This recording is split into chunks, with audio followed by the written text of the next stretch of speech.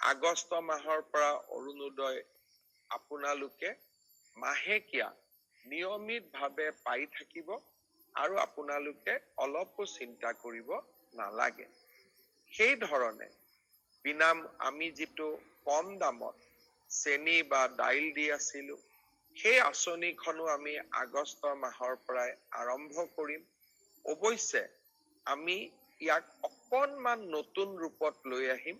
সেই বিষয়ে আমাৰ পূৰ্ণাংগ বাজেটত আপোনালোকে শুনিবলৈ পাব। নিযুত মইনা, নিযুত বাবু, এই প্ৰত্যেকবোৰ আঁচনি, জীৱন প্ৰেৰণা, এই প্ৰত্যেকবোৰ আঁচনি আমি আগষ্ট মাহৰ পৰা আৰম্ভ কৰিম।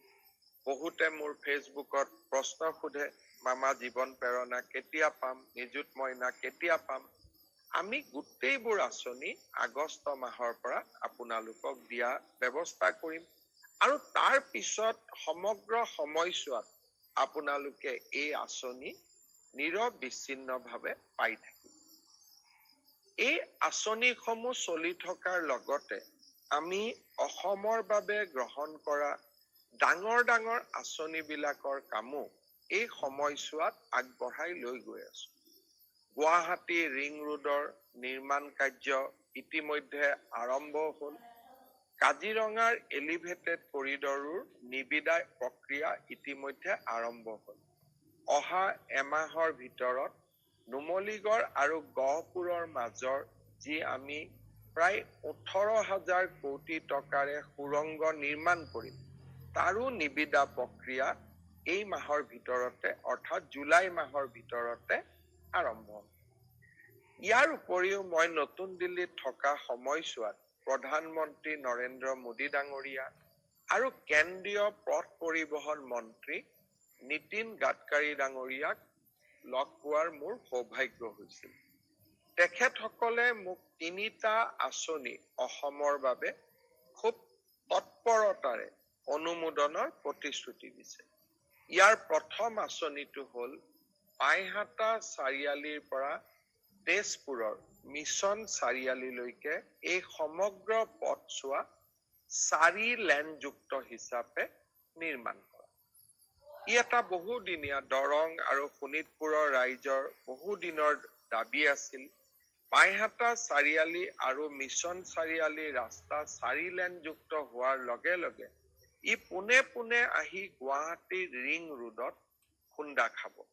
অৰ্থাৎ ৰিং ৰোডৰ পৰাই গুৱাহাটীক টাচ নকৰাকৈ আমি জাগিৰোডলৈ যাব পাৰিম, সোণাপুৰলৈ যাব পাৰিম আৰু ৰঙিয়া আদিলৈকেও আমি ডিৰেক্টলি 4 লেনযুক্ত ৰাস্তাৰে আমি যোৱাৰ সুযোগ পাম। ইয়াৰ উপৰিও আৰু এটা নতুন আঁচনি আমি আনিব খুজিছো।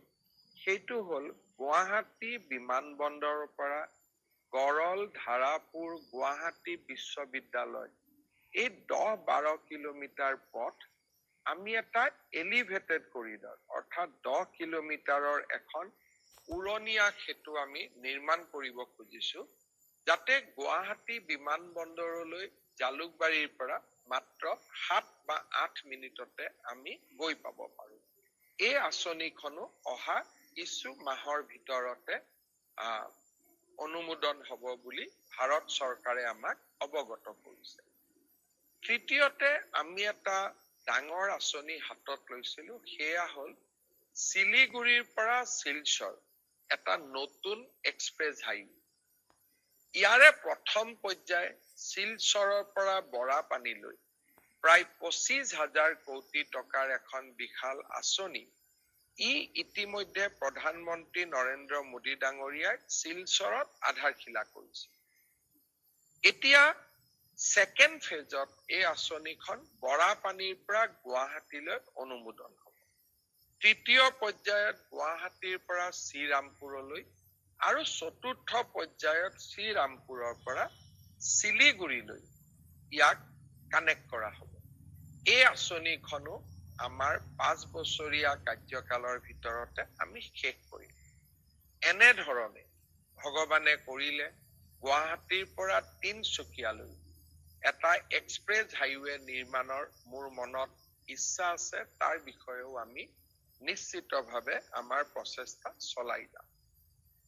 ডিব্ৰুগড়ক ৰাজ্যৰ দ্বিতীয়খন ৰাজধানী ঘোষণা কৰা হৈছিল। ডিব্ৰুগড়ৰ উন্নয়নৰ বাবে আমাৰ কেবিনেটে 500 কোটি টকা ব্যয় কৰাৰ বাবে সিদ্ধান্ত গ্ৰহণ কৰিছে। বিধায়ক প্ৰশান্ত ফুকনক এই আঁচনিখনৰ সিলেকশ্যন বা কি কাম কৰিব লাগিব তাৰ কাৰণে তেখেতৰ নেতৃত্বত আমি সেকেন্ড কেপিটেল ডেভেলপমেন্ট অথৰিটি এটা কৰিছো। আৰু নিশ্চিতভাৱে অহা কিছুদিনত মই যেতিয়া ডিব্ৰুগড়লৈ যাম, এই আঁচনি বা এই 500 কোটি টকাৰে আমি কি কাম কৰিম তাৰ বিষয়ে ডিব্ৰুগড়ৰ ৰাইজৰ লগত কথা পতাৰ মই নিশ্চিতভাৱে সুযোগ গ্ৰহণ কৰিম। ইয়াৰ উপৰিও আমি শিলচৰৰ এখন নতুন বিমানবন্দৰ নিৰ্মাণৰ যিটো প্ৰচেষ্টা তাৰ অনুমোদনৰ বাবে আমি কাম কৰি আছো। অহা কেইদিনমানৰ ভিতৰতে আমি তাৰো অনুমোদন পোৱাৰ আশা কৰিছো।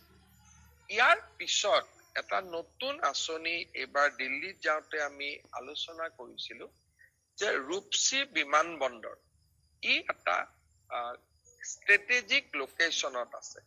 ৰূপসীৰ পৰা বাংলাদেশ ওচৰত, ৰূপসীৰ পৰা পশ্চিমবংগ ওচৰত, ৰূপসী আমাৰ BTADৰ কাষতে, আৰু ৰূপসীলৈকে গুৱাহাটীৰ পৰাও যাব পাৰি। শিলচৰ শিলিগুৰি কৰিডৰ হৈ গলে ৰূপসীটো আমি 2 ঘণ্টাতে গৈ পাব পাৰো। ৰূপসী বিমানবন্দৰক আমি এটা ডাঙৰ লজিষ্টিক হাব হিচাপে নিৰ্মাণ কৰিব পাৰো নেকি? বিমানবন্দৰটো ডাঙৰ কৰি নিৰ্মাণ কৰি তাৰো আমি নতুন চিন্তা চৰ্চা আৰম্ভ কৰিছো। ইয়াৰ উপৰিও নিৰ্বাচনৰ সময়ত আমি এটা প্ৰতিশ্ৰুতি দিছিলো যে ৰাজ্যৰ প্ৰতিখন জিলাতে এখন বিশ্ববিদ্যালয় হ'ব, প্ৰতিখন জিলাতে এখন মেডিকেল কলেজ হ'ব, আৰু প্ৰতিখন জিলাতে এখন ইঞ্জিনিয়াৰিং কলেজ হ'ব।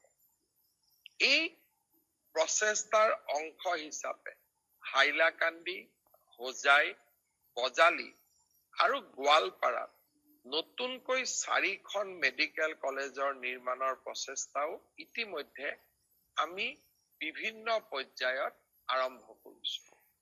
সন্মানীয় ৰাইজ, অনাগত 5টা বছৰত মই মাত্ৰ কেইটামান সৰুকৈ মোৰ মনত পৰা আঁচনিৰ কথা কলো। অনাগত 5টা বছৰত অসমখনক সজাই পৰাই এখন সৰ্বাংগ সুন্দৰ ৰাজ্যলৈ ৰূপান্তৰ কৰাৰ প্ৰচেষ্টা মই অব্যাহত ৰাখিম। বহুদিনে বন্ধ হৈ থকা কামাখ্যা কৰিডৰ নিৰ্মাণৰ কামো ইতিমধ্যে আৰম্ভ।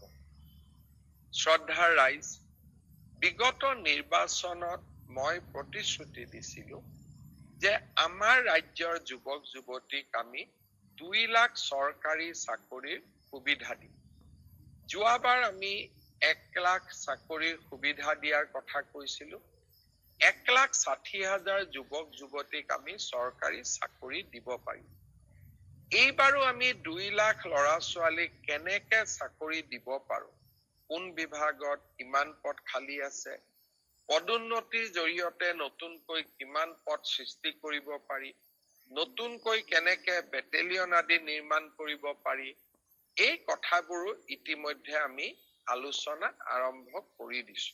অৰ্থাৎ নিৰ্বাচনৰ সময়ত দিয়া প্ৰতিশ্ৰুতিবোৰ কেৱল মাত্ৰ নিৰ্বাচনী প্ৰতিশ্ৰুতি নহয়, ই আমাৰ উন্নয়নৰ মন্ত্ৰ, অসমক বিকাশৰ পথলৈ আগুৱাই লৈ যোৱাৰ এক আমাৰ বাবে পবিত্ৰ দায়িত্ব আৰু কৰ্তব্য।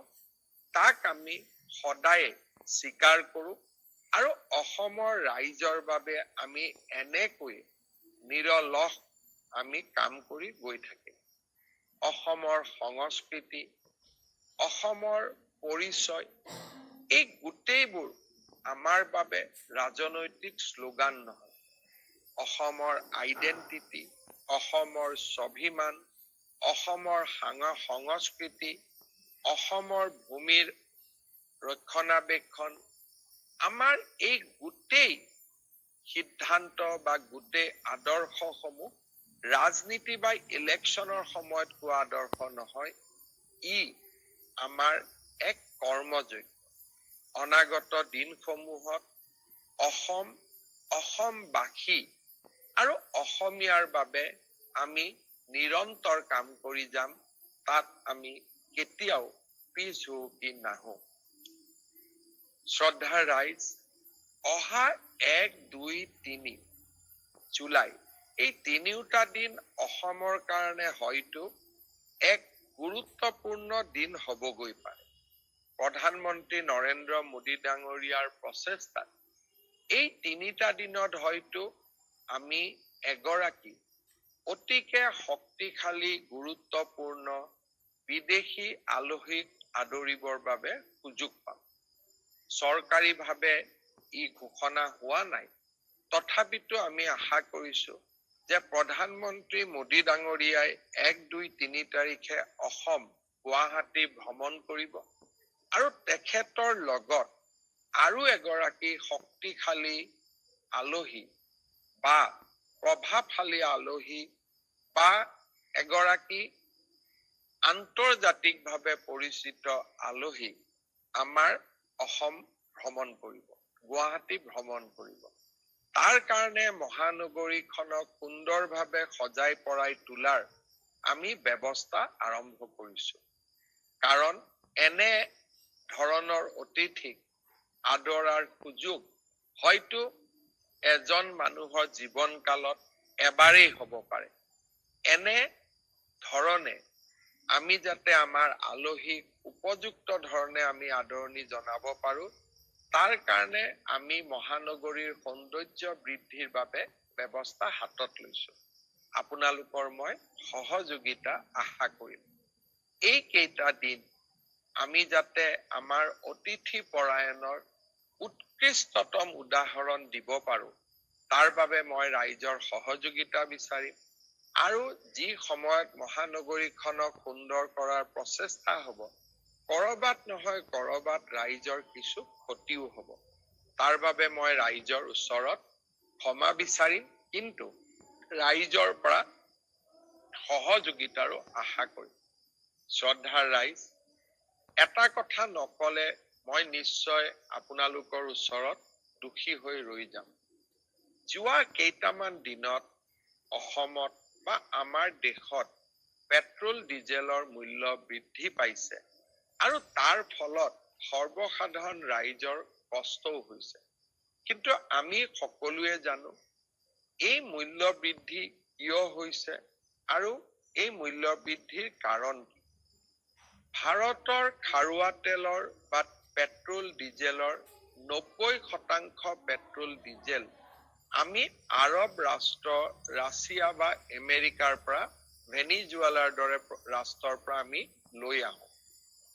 বৰ্তমান যি মধ্যপ্ৰাচ্যত যি যুদ্ধ চলিছে, আমেৰিকা আৰু ইৰাণৰ যুদ্ধ চলিছে, তাৰ বাবে পেট্ৰল ডিজেলৰ মূল্যই আকাশলংঘী পৰ্যায়ত ভৰি দিছে।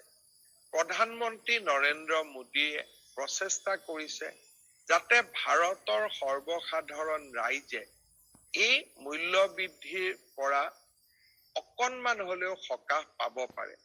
পৃথিৱীৰ সকলো দেশতে ডিজেল পেট্ৰলৰ মূল্য অভাৱনীয়ভাৱে বৃদ্ধি হৈছে।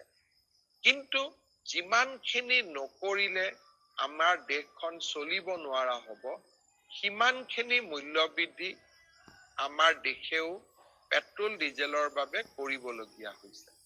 আৰু আমাৰ ৰাজ্যখনেও এই যুদ্ধৰ বাবে সমগ্ৰ দেশৰ লগতে অকণমান হলেও বিত্তীয় অসুবিধাৰো সন্মুখীন হৈছে।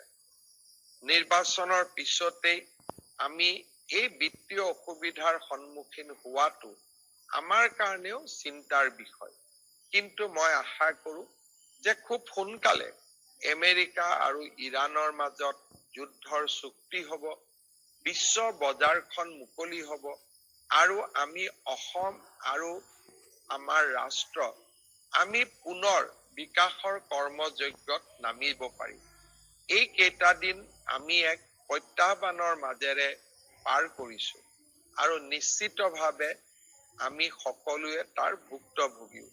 মই আশা কৰিম বিশ্ব যুদ্ধ বা বৰ্তমান যুদ্ধৰ যি পৰিৱেশ শেষ হওক সৰ্বসাধাৰণ ৰাইজ নিশ্চিতভাৱে অসুবিধাৰ পৰা মুক্ত হ'ব।